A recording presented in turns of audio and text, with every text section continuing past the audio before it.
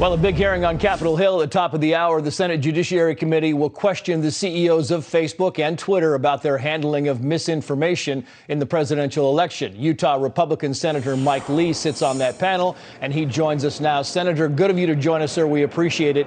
Your GOP colleague, Marsha Blackburn, in the Senate tweeted the following here, quoting, "Enough with the bias, fact-checking, flagging, and takedowns at Facebook and at Twitter. Jack Dorsey and Mark Zuckerberg don't get to play the gods of Silicon Valley. Looking forward to a robust discussion tomorrow." Sir, what do you say to the critics who say these hearings tend to be long on confrontation, but very short on consequences? This time, that's not going to be the case, for the simple reason that the more we uncover about how they're operating their businesses, the more we can see that these big social media platforms are in fact offering one service and providing another. In other words, they're claiming that they're politically unbiased, that they're not putting their thumb on the scale between one side of the political spectrum and the other. And so they lure their customers in, thinking that they're going to have an unbiased experience. In practice, this is not how it works. In practice, what they're doing is steadily putting their thumb on the left side of the scale.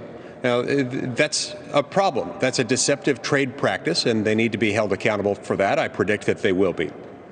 Yeah, and Twitter is now labeling some of the president's tweets as disputed, and Facebook has now shut down a pro-Trump group called Stop the Steal. With 350,000 members, we should know. Facebook says the following, quoting here, "In line with the exceptional measures that we are taking during this period of heightened tension, we have removed the group Stop the Steal, which was creating real-world events. The group was organized around the delegitimization of the election process, and we saw worrying calls for violence from some members of the group." What do you say to that comment, sir?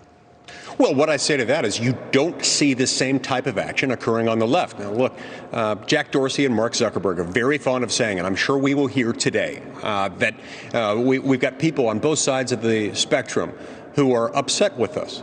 Now, the difference here, Trace, is that you do have some people upset on the left, yes, but they're upset mostly because they want Facebook and Twitter to be doing more of their censoring, not less. And people who are actually getting censored, with some rare and less visible exceptions, are overwhelmingly Republican, conservative, pro-life individuals and organizations. You don't see that happening on the left. As you look at the talking points from both sides, Senator, you know, the conservatives are really focused on suppressing conservative content. And on the other side, you have Democrats that are really going to go after these CEOs about limiting or banning hate speech, or what they deem hate speech. You know, you have Mark Zuckerberg, who's come out many times, said, look, I'm willing to follow the rules of the road laid out by these senators. The question a lot of people had is, what are the rules of the road? What do you plan to lay out for them that they should abide by? Look, for me, it's very simple. I want them to offer the service that they claim they're going to be offering to their customers. When their customers get on one of these platforms, they expect to get both sides. They expect that both sides will be treated fairly. And that's not what's happening. That's a deceptive trade practice, and that's putting them potentially squarely in the crosshairs of Section 5 of the Federal Trade Commission Act. They don't want to be there, and they shouldn't be there. You mentioned Section 5. What about Section 230? We've heard a lot about this. It gives protection for these big tech companies to have all this content be out there, and yet they're still censoring. So do you see some changes to Section 230 as we go forward?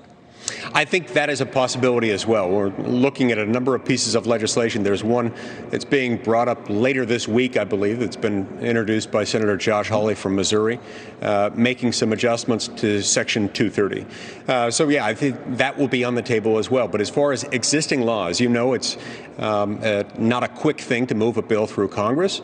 But what we have right now, the laws that we have on the books right now, also provide a remedy. Senator Mike Lee, good to see you, sir. Thank you. We'll be watching. Thank you.